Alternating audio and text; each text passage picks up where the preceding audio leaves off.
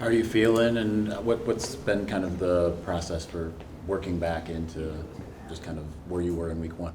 Yeah, it was obviously a tough time, getting injured right before one of the biggest games of the season and something that I was looking forward to, obviously.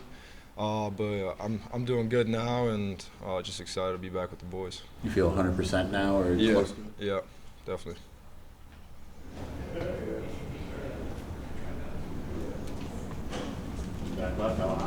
As the passing game has developed, how have you seen Bryce Underwood grow as a quarterback and your relationship with him? Yeah, I mean, my relationship with him is great. The kind of kid he is, something really special, and it's something that I've been preaching ever since he got here. Like, it's somebody that came in as somebody that was so highly praised, and he's been living up to those standards for sure.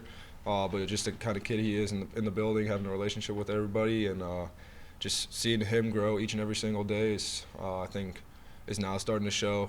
To you guys and the fans across the world, what kind of player he is. Front left there, I think.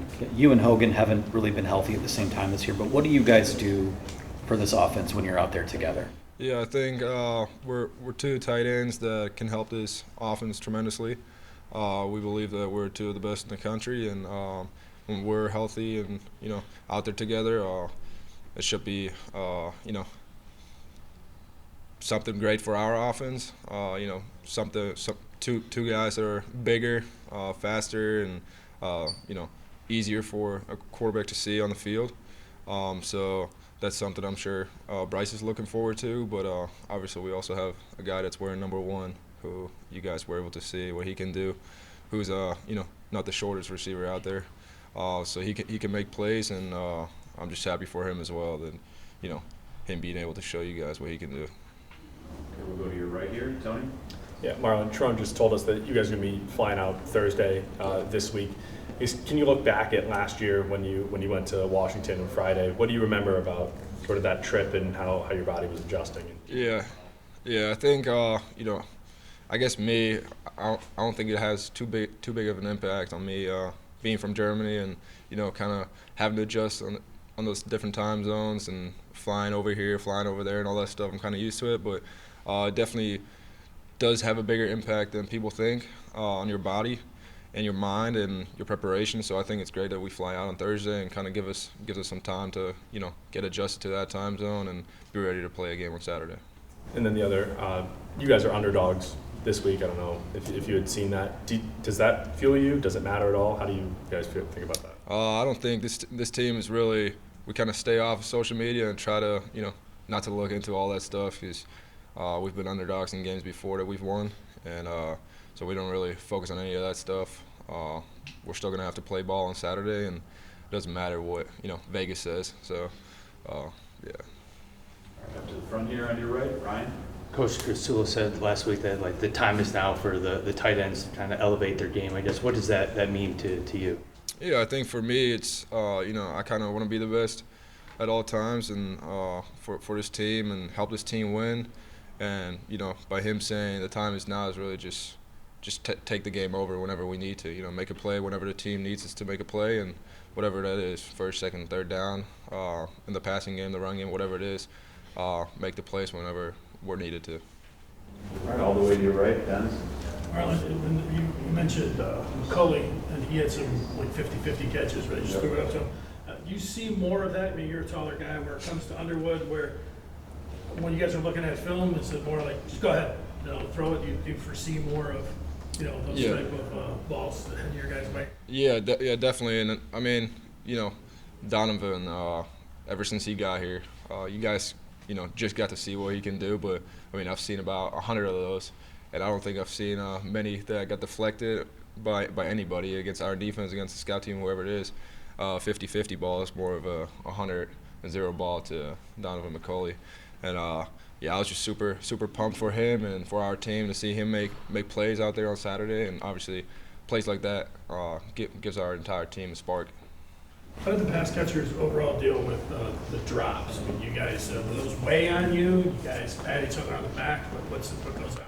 Yeah, I think most importantly it's staying together and doing whatever we can do to make each other better. Whether it's finding extra time on the jugs or getting more throws in with the QBs after, before practice, whatever it is. But yeah, that's something. I mean, our job is, pass catchers is to catch the ball, and that's something we're going to continue to focus on and continue to get better at. We have time for a few more from Marlin. If you have additional questions, we'll go all the way to your right here.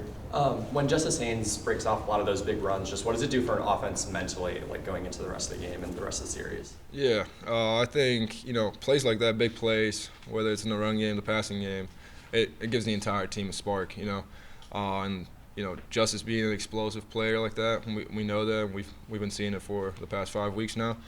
And, yeah, it's just super helpful to our team, and, there might be some down moments where, we got 2 drives with 3 and outs, and then he comes out there and sparks one for 70 yards. Like, that just changes the game completely.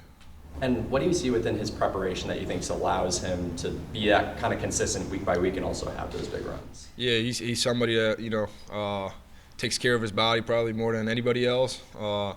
Every time you see him with an iPad in his hands and, studying the opponent and watching himself and watching others. And he's somebody that continues to grow each and every single day and is really trying to be the best version of himself each and every single day. All the way in the corner here, Aaron. To the untrained eye, maybe Bryce looks like he throws really hard. Was there an adjustment period for you having to learn how to catch the ball?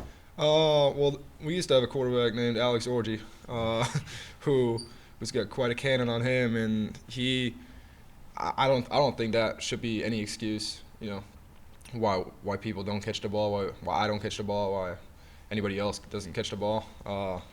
If you want to play in the NFL, I'm sure Aaron Rodgers doesn't care how hard he throws the ball. Your job is to catch the ball, and that's what we're going to continue to work on. In the front here on your right, Brian.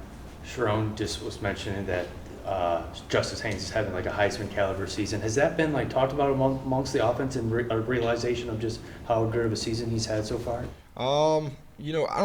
We're not a team that really talks about accomplishments and all that stuff. We want to talk about wins. But yeah, I mean, we're also not delusional. I've been around a guy named Blake Corum, and he's kind of surpassed some of those stats, and he was in the Heisman talk. So if that's something that comes up at the end of the year, I'll be super happy for him. But hopefully we got some rings on our fingers as well. Okay, last couple questions. Farther back there on the right, Angelique. Marlin, you mentioned earlier that crossing the time zones does have an impact on your body. Like, what's noticeable to you? I mean, flying out there, I remember last year when we flew out to Washington, just being up earlier, and now obviously it being a night game here in like the Eastern time zone, really just staying calm and, don't get too excited for the game because you got a couple hours left, till the game really starts, because I think it's, 3 o'clock kickoff or whatever. So really just being in the moment and taking it as it comes. So you don't see like a dehydration issue or anything like that? Our staff does a really good job with helping us out, and that's where you see everybody running around with those big water jugs and all that stuff. So we try our best, and I think that's going to be a huge emphasis this week.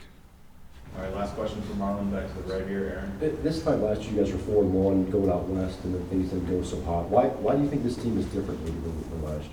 Yeah, I don't think. I know this team is completely different than what it was last year. The record doesn't really matter. The players that are in this facility, the staff that's here, the mindset that we have completely different goals. There's no like getting by. Like, we want to win. We want to win now. We want to win a championship now, and USC is going to be a team that's in the way, and they're a great football team. So that will be a great test for us and them. That'll be a playoff game for sure. All right, let's finish up with Isaiah on the left. I don't know how much you've gotten a chance to watch USC, considering you had the bye week, but if you have, what challenge does that present to go up against those edge rushers that they have? Yeah, they have a great team. I was watching some of it last night. Their D-line obviously sticks out. Great players. So it will be a great challenge for me, the entire O-line, and really the offense in general. It'll be great.